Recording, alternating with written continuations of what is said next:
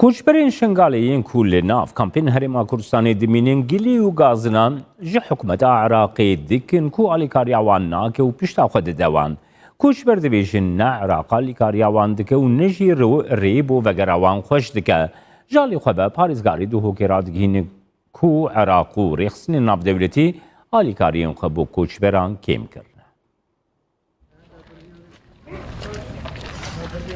پارزگار دهوکی هاتیه ناو آوره شنگال دا کشنزیک هایداری روش و جیارا وان ببیتن. حکومت عراق جیو هم همین واسه اتفاقات یکرن که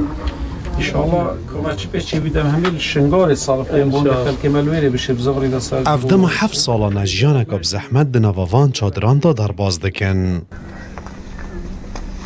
وکی او دو بیجن حکومت عراق نه افکاریوان دکه و نجیر خوشکرنه جبوی وگراوان دکه و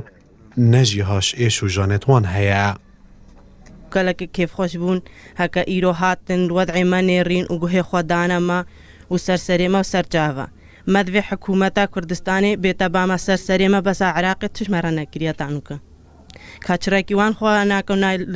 السر ما ناقر و نابجا جارم چن وضعی وان بنیرن بس کردستان سرسرا و سرجاوا خود مرکزی چن آدم نف خودی راتب من رعای وجو خود کرن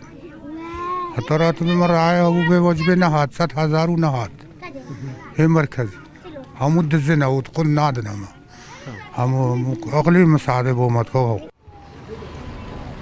جبلی که هبونه هجماره که زور آواره و پنابران بارگرانی که زور لسر ملین حکومت حرم درست کریه لیت همان دم دا کتشان حکومت دا بویه جبوی آواره و پنابران هاتیا پیشکش کرن.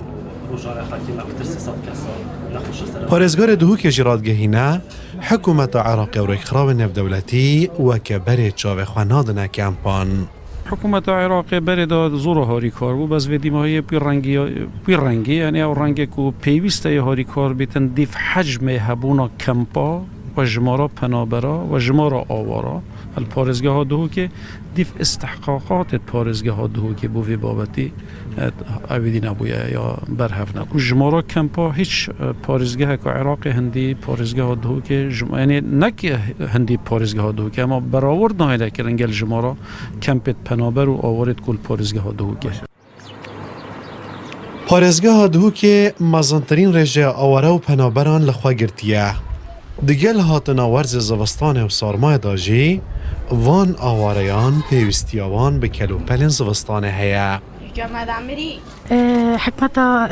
عراق بدايته كبداية پنابر آواره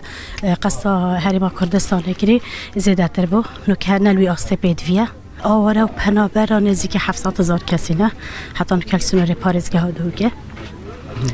ناف کمپا داج در وی کمپا داجی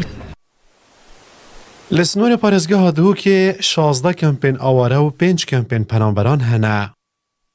پتریا آواره آنجی خلک شنگال نه. هر چند دورن وانج دست داعشی هاتینا رزگار کرن لی اف آواره هبونا پککی و گروپین چکدار لشنگاله بما ترسی جبوی سرجان خود بینن و آمادنین وگر نجرسی برا وان هزان.